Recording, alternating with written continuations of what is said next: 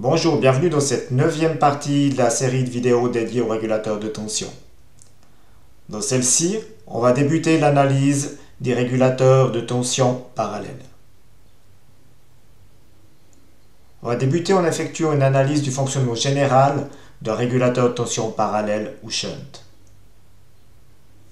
On va retrouver dans la structure du régulateur parallèle certains éléments étudiés dans le régulateur série.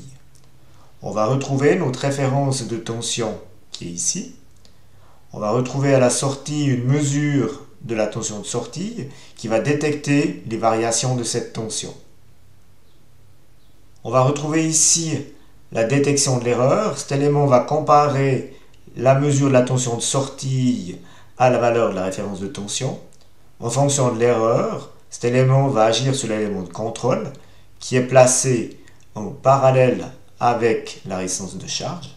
Et cet élément de contrôle va agir sur le courant qui traverse la résistance ici. Et cette résistance, elle, est placée en série avec la charge. Donc cette résistance qui est là va dissiper sous forme de chaleur l'énergie excédentaire. Un avantage de la configuration de régulateur parallèle est le fait que cette résistance série ici va limiter le courant de court-circuit. On va maintenant analyser un premier montage régulateur de tension parallèle. Celui-ci est une amélioration de la régulation de tension de base à Zener. Dans ce montage, la diode Zener D1 va servir de référence de tension et la tension de sortie sera égale à la tension Zener plus la tension base émetteur du transistor Q1.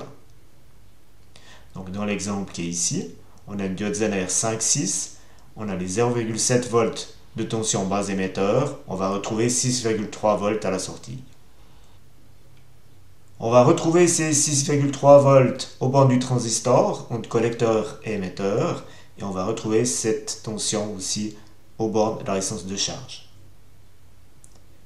On va trouver la tension de 5,7 volts au bord de R1, qui sera égale au potentiel de 12 volts à l'entrée, moins le potentiel de 6,3 volts à la sortie.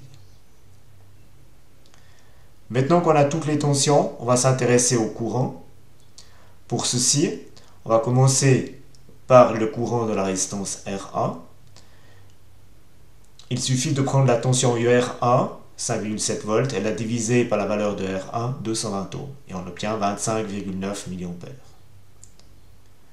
On peut calculer le courant dans la résistance de charge. Il suffit de prendre la tension de sortie 6,3 volts, la diviser par la résistance de charge de 470 ohms, et on obtient 13,4 mA.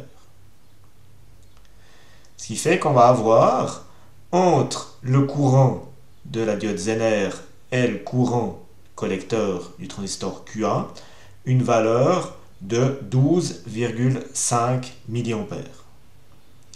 Ce courant va correspondre au courant d'émetteur du transistor Q1.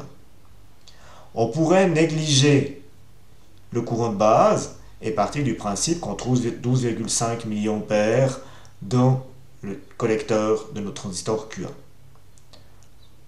Afin de tenir compte du courant de base, il suffit de prendre notre courant d'émetteur et de le diviser par βCC plus 1. Donc prendre le courant IR1, les 25,9 mA, moins le courant de sortie, 13,4 mA, et de le diviser par βCC plus 1, c'est-à-dire 101. Et on obtient 124 microampères ici. Ensuite, on peut calculer le courant dans le collecteur de notre transistor. Pour ceci, on pourrait faire les 12,5 mA calculés précédemment moins le courant IB1, ou alors prendre notre courant IB1 et le multiplier par βCC. Dans tous les cas, on va arriver à 12,4 mA. Le courant maximum de sortie, ou courant de court-circuit, sera limité par notre résistance R1. Pour calculer celui-ci, il suffit de prendre les 12 volts et les diviser par la résistance R1. Donc 12 volts divisé par 220 ohms, on obtient 54,5 mA. Pas besoin d'ajouter de circuit limiteur de courant dans ce montage-là. La résistance R1 va dissiper sous forme de chaleur l'énergie excédentaire. Il est donc important de calculer la puissance dissipée par cette résistance.